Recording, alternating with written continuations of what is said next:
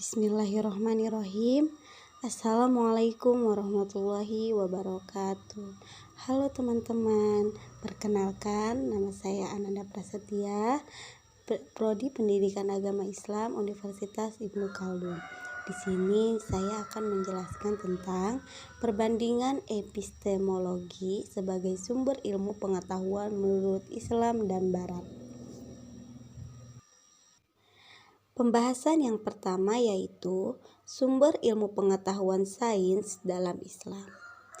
Ilmu pengetahuan dalam Islam adalah Al-Quran, karena kebenaran Al-Quran itu mutlak, tidak dapat diragukan lagi. Selain itu, Islam juga menjadikan sistem ijtihad sebagai dasar-dasar epistemologi dalam filsafat Islam, sehingga dalam perkembangannya menimbulkan berbagai macam aliran.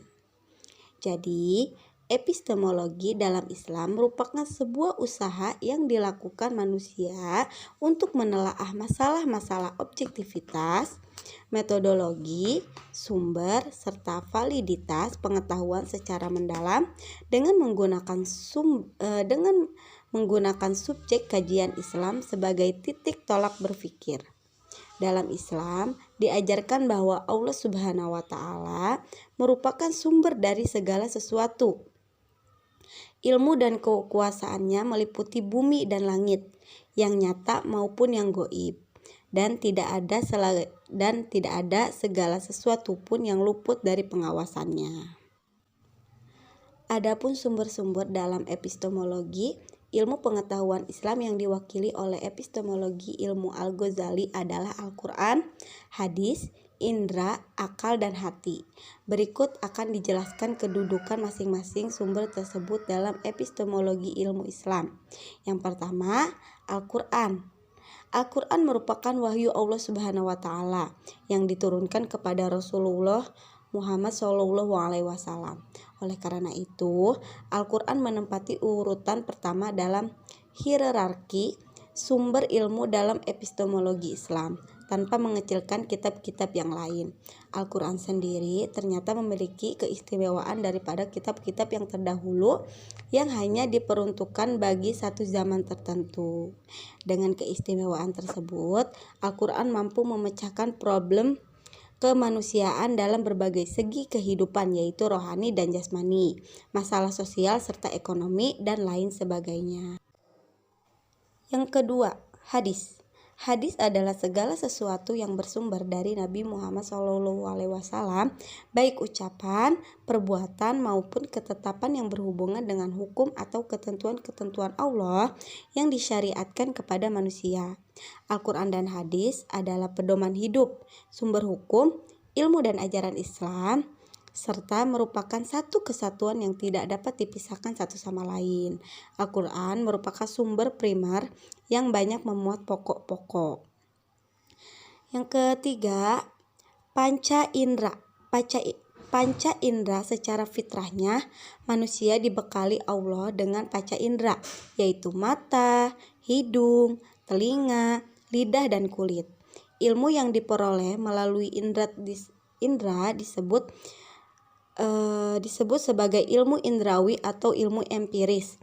Ilmu indrawi ini dihasilkan dengan cara bersentuhan indera-indera manusia dengan rangsangan yang datang dari luar alam. Jadi, dari persentuhan penginderaan inilah kemudian dijadikan sebagai patokan sumber ilmu, mengingat indera manusia memiliki keterbatasan. Keterbatasan ini menyebabkan timbulnya kesalahan persepsi dari manusia mengenai suatu objek. Al-Ghazali melihat bahwa indera penglihatan manusia memiliki berbagai kelemahan. Banyak kesalahan yang dilakukan indera sehingga sesuatu yang besar tampak kecil dalam penglihatannya, yang jauh tampak dekat, yang diam tampak bergerak, dan sesuatu yang bergerak tampak diam. Yang keempat, akal. Di samping panca indera yang menjadi sumber ilmu pengetahuan ialah akal. Akal juga merupakan alat yang dimiliki manusia untuk memperoleh ilmu. Jika pengetahuan melalui panca indera belum memadai untuk dijadikan acuan mengetahui sesuatu, maka diperlukan bantuan alat atau sumber lain untuk mengetahui kita tentang sesuatu. Alat tersebut adalah akal. Dalam pandangan ilmu barat, ilmu yang berdasarkan akal disebut dengan rasionalisme. Akal menurut Al-Ghazali diciptakan oleh Allah Subhanahu wa taala dalam keadaan yang sempurna dan mulia, sehingga dapat membawa manusia pada derajat yang tinggi. Berkat akal inilah semua makhluk tunduk kepada manusia. Lalu yang kelima, qalbun, hati. Secara terminologi, qalb, hati, merupakan istilah sering digunakan oleh Al-Ghazali. Dalam pandangan Al-Ghazali, qalbun memiliki dua pengertian. Berbentuk kusama, berada di sisi sebelah kiri dada. Di dalam isinya ada rongga yang berisi darah hitam sekali, dan kalbu itu tempat melahirkan jiwa yang bersifat hewani. Makna kedua adalah sangat lembut. Pembimbing rohaniah yang memiliki dengan kalbu yang berupa jasmani itu ketergantungan kepada anggota-anggota badan dan sifat-sifat yang disifati. Kelemah lembutan itulah hakikat manusia yang mengerti, yang alim, penceramah, pencari ilmu, pahala, dan ganjaran. Pembahasan selanjutnya yaitu 2. Sumber ilmu pengetahuan sains dalam Barat. Terkait masalah epistemologi, Barat menganggap kebenaran itu hanya berpusat pada manusia sebagai makhluk mandiri yang menentukan kebenaran.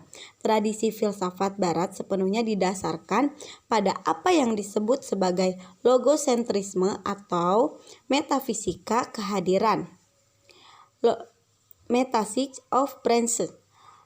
Logosentrisme merupakan sistem metafisik yang tampak di permukaan atau segala hal yang terjadi di dunia fenomenal. Kehadiran logos di dalam teks-teks filsafat ditampilkan dengan hadirnya pengarang, autor, sebagai subjek yang memiliki otoritas terhadap makna yang hendak disampaikannya. Sumber utama ilmu pengetahuan dalam perspektif Barat ada 3 aliran utama, yaitu rasionalisme, empirisme, dan kritisme. Yang pertama yaitu aliran rasionalisme. Aliran rasionalisme dikaitkan pada filosof abad ke-17 dan 18 seperti René Descartes, Baruch Spinoza, dan Gottfried Leibniz yang sebenarnya berasal dari pemikiran filsafat Yunani. Paham ini menyatakan bahwa pada hakikatnya ilmu itu bersumber dari akal budi manusia. Descartes berpendapat bahwa dalam jiwa manusia terdapat ide bawaan innate ideas yang dinamakan substansi yang sudah tertanam. Ide bawaan tersebut terdiri atas pemikiran Tuhan dan keluasan ekstensi. Adapun ilmu-ilmu lain yang dicapai manusia pada hakikatnya adalah derivasi dari ketiga prinsip dasar tersebut. Menurut aliran ini, sumber ilmu adalah akal melalui deduksi ketat seraya mengabaikan pengalaman. Hal ini menurut mereka karena ilmu adalah sesuatu yang sudah built-in dalam jiwa manusia dan tugas kita adalah mencapainya melalui deduksi. Karenanya, ilmu yang dihasilkan oleh aliran ini biasanya dianggap bersifat universal. Yang kedua yaitu aliran empirisme. Aliran kedua adalah aliran empirisme yang menekankan pentingnya pengalaman sebagai sarana pencapaian pengetahuan. Aliran ini dipelopori oleh Francis Bacon. Sekalipun pemikiran aliran ini terdapat pada pemikiran David Hume yang dalam karyanya A Treatise of Human Nature. Dalam buku tersebut, David Hume mengupas persoalan-persoalan epistemologis penting. Berbanding terbalik dengan rasionalisme, aliran ini berpandangan bahwa seluruh isi pemikiran manusia berasal dari pengalaman yang kemudian diistilahkan dengan persepsi. Persepsi kemudian dibagi menjadi dua macam, yaitu kesan-kesan, impressions, dan gagasan ideas. Yang ketiga, aliran kritisme adalah usaha untuk mensistensa dua kutub ekstrim sebelumnya, rasionalisme dan empirisme. Tokoh utama aliran ini adalah Immanuel Kant. Pemikiran yang disampaikan oleh Kant berusaha untuk mengakhiri perdebatan yang terjadi tentang objektivitas pengetahuan antara rasionalisme Jerman yang diwakili Leibniz dan Wolff dan empirisme Inggris. Dalam usahanya, Kant berusaha menunjukkan unsur mana saja dalam pikiran manusia yang berasal dari pengalaman dan unsur mana yang berasal dari akal. Berbeda dengan aliran filsafat sebelumnya yang memusatkan perhatian pada objek penelitian. Kant mengawali filsafatnya dengan memikirkan manusia sebagai subjek yang berpikir. Dengan demikian, fokus perhatian Kant adalah pada penyelidikan rasio manusia dan batas-batasnya. Dari ketiga aliran di atas dapat disimpulkan bahwa sumber-sumber ilmu menurut ilmuwan barat hanya terbatas pada akal, rasio, dan panca indera. Mereka hanya menitik beratkan pada dua komponen ini, sehingga hasilnya makna ilmu terbatas pada objek-objek nyata. Sedangkan berita sahih yang datang dari wahyu mereka nafikan dan tidak memasukkannya ke dalam definisi ilmu. Akibatnya, ilmu pengetahuan dan nilai-nilai etika moral yang diatur oleh rasio manusia terus-menerus berubah. Mungkin itu saja yang bisa saya sampaikan. Kurang dan lebihnya saya mohon maaf. Wassalamualaikum warahmatullahi wabarakatuh.